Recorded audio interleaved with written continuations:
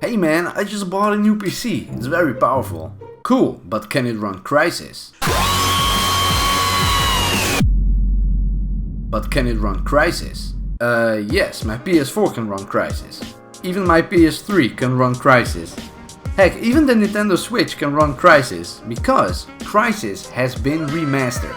Now perhaps some of you have missed this, but last Friday, the 2007 PC melting game Crysis got an official remaster, released on PC obviously, PS4, Xbox and even the Switch. At the exact same time we also had the Call of Duty Black Ops Cold War Alpha on the PS4, which kinda overshadowed this release a little bit, but I bought it anyway to see how it looks and how much of a remaster this game actually is. And to be honest, I'm not really feeling this remaster. You know, graphically there are certainly some improvements, even ray tracing on PS4, but we'll get to that in a minute.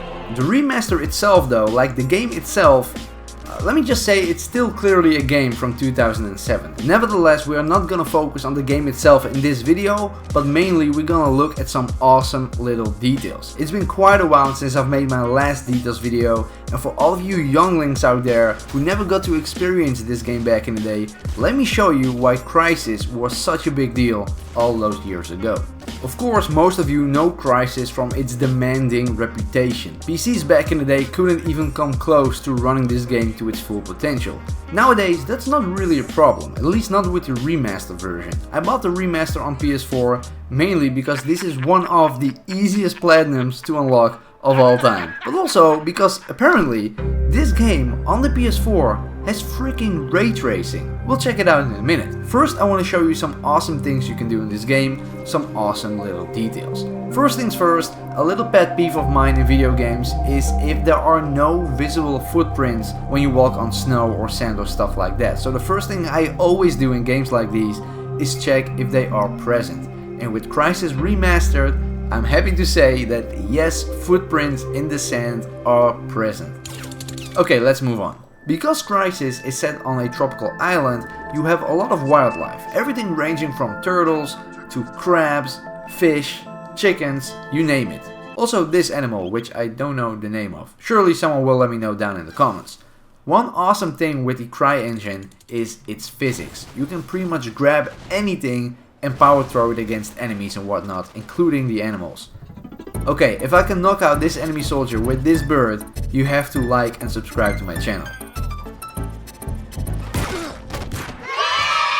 So yeah, the physics in this game are pretty nuts. From throwing humans to animals, barrels and other objects, to individually breaking trees in multiple sections.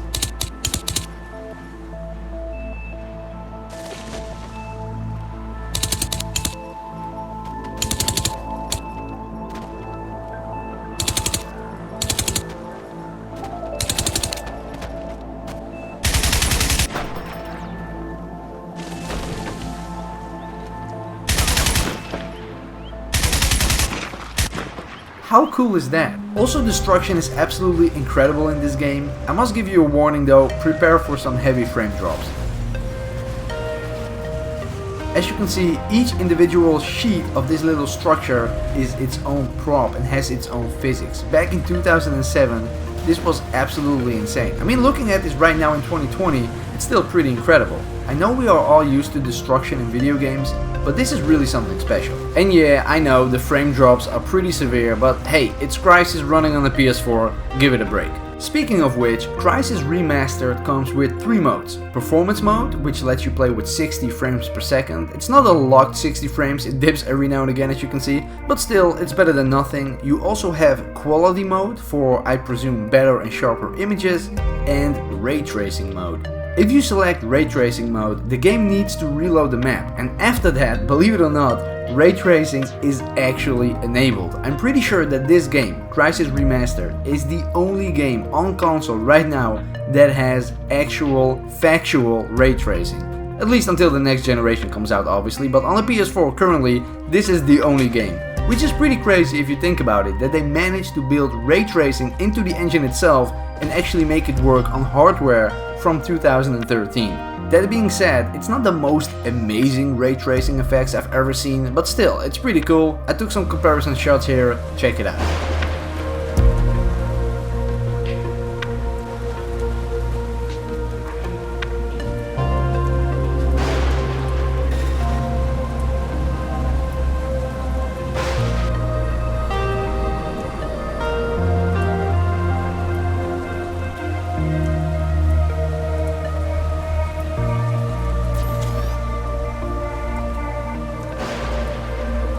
then, moving on, before we end the video, let's check some other details in this game. If you are driving a vehicle, like this Jeep for example, and you go into first person mode, you can actually see your gauges act in real time. Your speed, and if you rev your engine, you can see that as well. Pretty cool. You can shoot the tires of vehicles and they will pop realistically. A simple detail, but you would be surprised how many games forget about this. This also goes for the spare tire in the back. Also, if you shoot the gas canister, it will light on fire. Another detail can be seen when sedating an enemy. In this game you can equip an underbarrel attachment like a grenade launcher for example, but also some sort of tactical dart launcher. With this attachment you can quietly knock out enemies, but unlike most games where they are knocked out forever, in this game eventually they start to wake up, and I think that's just a pretty cool touch. Also, when you are standing close to them while in cloak mode, they kinda see you, so they just shoot in your general area, which is also pretty cool. Another really cool touch that I really appreciate is the timing of the trophy unlock notification on PS4. Only a handful of games have this, and one that comes to mind is Days Gone, where each story mission trophy pops up on specific scenes during a cutscene so that your trophy screenshot looks extra cool. In Crysis Remastered, something similar happens. The names of the story mission trophies are usually a quote from someone during a cutscene that triggers at the end of a mission, and the timing is just so nicely done. Right after they say it, the trophy pops up. It's so cool. Get out of here, Vulture! This bastard belongs to me. What about you, Major? I'm a Marine, son! I'll walk on water if I have to. Now get off my f***ing island while I draw its fire! Solid copy, Nomad. You're on your own till otherwise advised. You're on your own till otherwise advised. You believe this? Looks like someone had a little trouble parking their boat.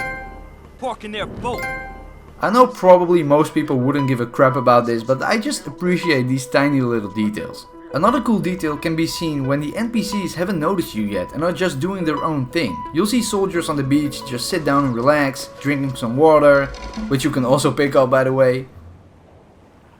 A cool little story detail is regarding the nanosuit you are wearing. The nanosuit is a very high-tech piece of equipment that lets you do all sort of stuff that wouldn't be possible without it, like super strength, the ability to go in armor mode to absorb damage, and even go near invisible with cloak mode. This military suit is very classified and you have to make sure that the enemies don't get their hands on it. That's why your fallen squad mates are getting vaporized when they die. What about Aztec, sir? We just gonna leave him hanging here? Negative. I'm gonna vaporize. We can't allow the Koreans to get their hands on that suit. Stand back. Damn it. Never get used to that. Adios, amigo. Well, a little bit later into the game, it turns out that the North Koreans, which are the enemies in this game, do actually have a version of the nanosuit. And you can already see some foreshadowing of that when you come across a magazine about the nanosuit inside a North Korean base, which is a pretty cool touch in my opinion.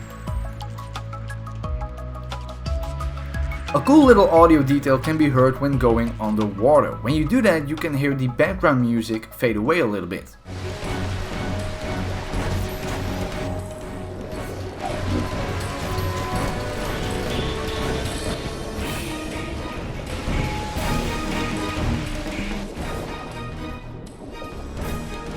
A similar audio effect can be heard when going into cloak mode or armor mode. Near the end of the game, when you are on an American aircraft carrier, you can see an F-35 land on the ship. You can then see the crew do some things and give some signals and stuff like that. Pretty cool stuff, but if you look closely, there is an actual pilot inside the F-35 cockpit. They could have easily made the glass not see-through and not bother with putting a player model in there. But even cooler is that the pilot actually gives a thumbs up or like a good to go signal before takeoff. And you almost can't even see that, so in my opinion that makes it extra cool that they added that in there.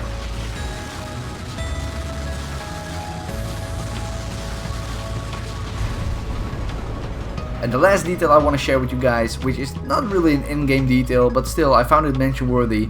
The voice actress for Elena, aka Dr. Rosenthal in this game, is the same voice for Chloe Frazier from the Uncharted series. Nomad! Thank God you made it! Take a look at this! One of the pilots brought it in. Chloe, I'm sorry. No, it's fine. Really, it's all right. Just do yourself a favor, cowboy. Tell her. Chloe. No. My turn to walk away. But admit it. You're gonna miss this ass. I don't know, I just thought it was pretty funny. Anyway guys, that's about it for the video. If you made it this far, then be sure to drop a like on the video and subscribe if you haven't already. Did you play this game back in the day? And if so, could your PC handle it? Let me know down below. Discord server invite and stuff like that is in the description. And with that being said, I see you guys next time.